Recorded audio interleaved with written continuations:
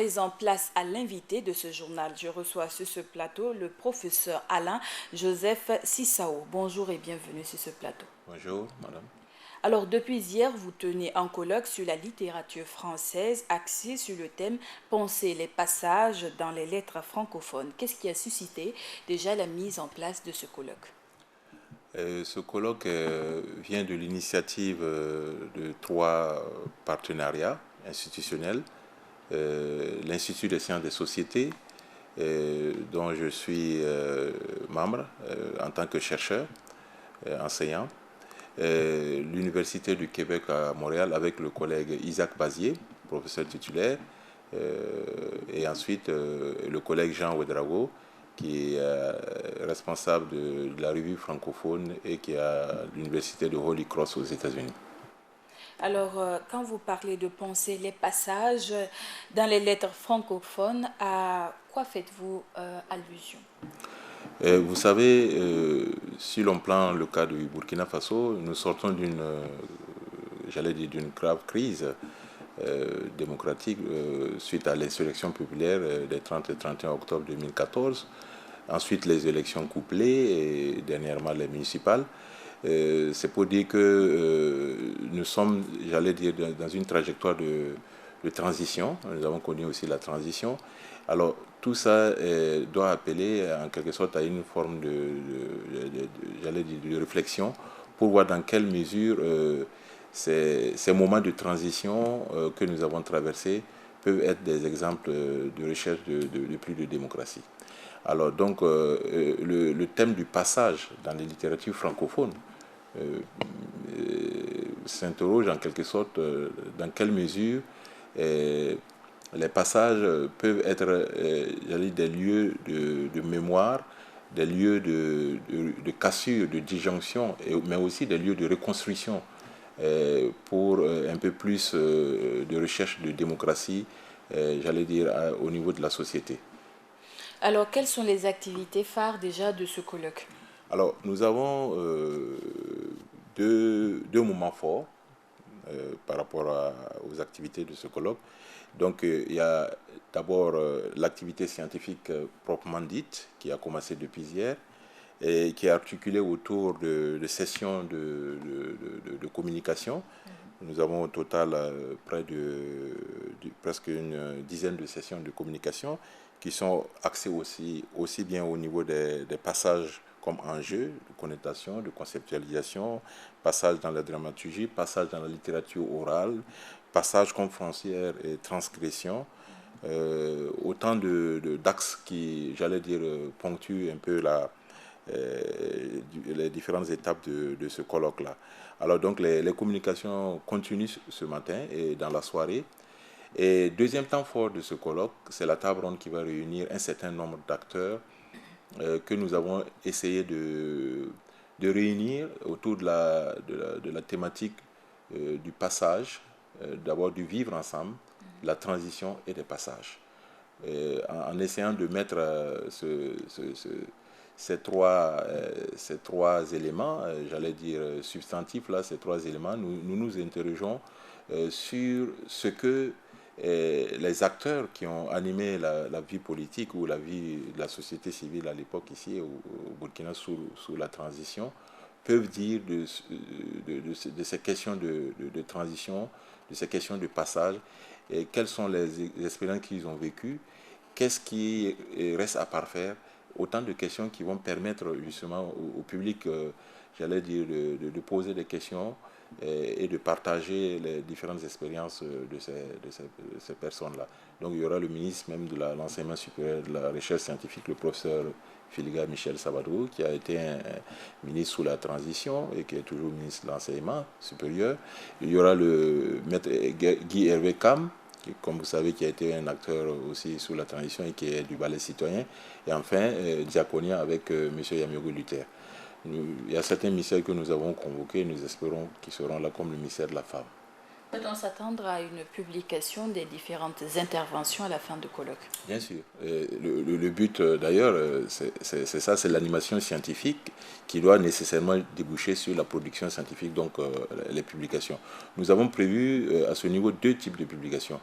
Il y aura une première publication qui sera prise en charge par un des co-organisateurs du colloque, professeur Jean Ouedraogo, dans sa revue francophone, Présence francophone, qui est une revue qui est éditée aux États-Unis et qui va publier essentiellement, j'allais dire, les actes du colloque consacrés à la partie littérature burkinabé. Et deuxième, deuxième volet de publication du colloque, ça sera une publication de tous les actes du colloque, cette fois-ci de toutes les autres publications qui seront réunies dans un ouvrage collectif qui va paraître et qui sera pris en charge par l'Université de Montréal au Québec par le collègue Jean-Isaac Bazier. Voilà. Vous avez parlé de publication pour une appropriation du contenu par la population entière. Qu'en est-il de l'insertion des langues nationales? Oui, la question de l'insertion des langues nationales, effectivement, c'est une question d'actualité et que l'on retrouve, bien sûr, même dans les différentes productions, scientifiques, de façon générale, que ce soit aussi bien au niveau des écrivains que même des critiques qui justement réfléchissent sur cette question de prise en charge des langues nationales dans la littérature. Et je pense que c'est une question qui doit être prise en charge pour permettre un peu plus une certaine, meilleure connaissance de nos langues nationales et aussi de l'ancrage de ces langues nationales de façon générale dans la langue française et dans la francophonie. Il a été question d'édition. On remarque que la majorité des écrivains aujourd'hui ont du mal à faire paraître leurs œuvres. Qu'en est-il d'une probable solution? Oui, effectivement, le milieu de l'édition, c'est un milieu, très difficile. C'est un parcours du combattant pour celui qui veut se faire éditer. Personnellement, j'ai édité un certain nombre, d'ouvrages littéraires, un recueil de poèmes que j'ai publié, mais aussi des ouvrages d'ordre anthropologique. Et la publication demande beaucoup de moyens. Il faut aussi s'adresser à un éditeur qui prend en charge l'édition. Il faut de l'argent aussi pour, imprimer les exemplaires. Donc, je pense qu'à ce niveau, il va falloir réfléchir sérieusement sur un soutien aux auteurs pour la publication. Parce que la littérature du Burkina Faso est une littérature en émergence, comme on l'a dit. Et si on a besoin que cette littérature soit consolidée, valorisée et aussi connue du large public à l'extérieur, comme d'autres littératures, cette littérature a besoin d'un coup de pouce. Donc peut-être, pourquoi pas, d'un fonds d'aide à l'édition des œuvres littéraires et aussi des œuvres qui font la promotion de l'insertion des langues africaines dans la littérature. Vous avez parlé d'émergence de la littérature face aux TIC. On a un problème parce que les jeunes aujourd'hui préfèrent plutôt les films, les jeux vidéo. Qu'en est-il de redonner l'envie aux jeunes de lire? Parce que l'on dit que la vraie connaissance se trouve dans les livres. Tout à fait. Et mieux encore, on dit, si tu veux cacher quelque chose à un Africain, il faut le mettre dans le livre parce que les gens ne vont pas au livre. Effectivement, c'est le gros paradoxe ou bien, je dirais, l'évolution, entre guillemets, un peu pernicieuse d'éthique.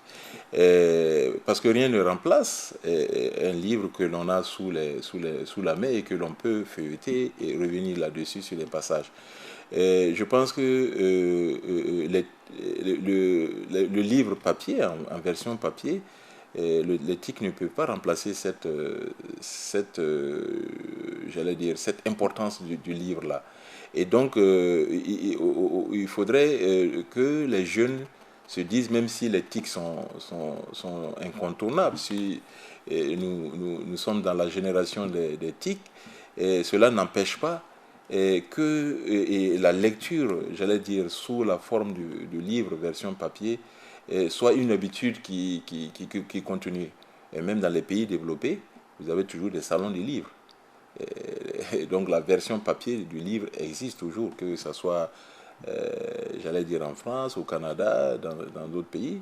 Et cette habitude du livre en version, j'allais dire papier, existe toujours. Donc il va falloir, j'allais dire, que nos jeunes se disent que les habitudes de lecture doivent encore reposer sur le livre tel que nous l'avons connu et tel qu'il il est sous forme papier et qui transmet mieux les connaissances.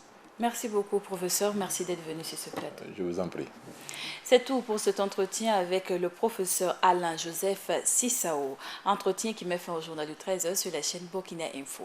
À tous ceux qui nous ont suivis à Koudougou et partout ailleurs dans les 45 provinces de Burkina, Mouena Bureau.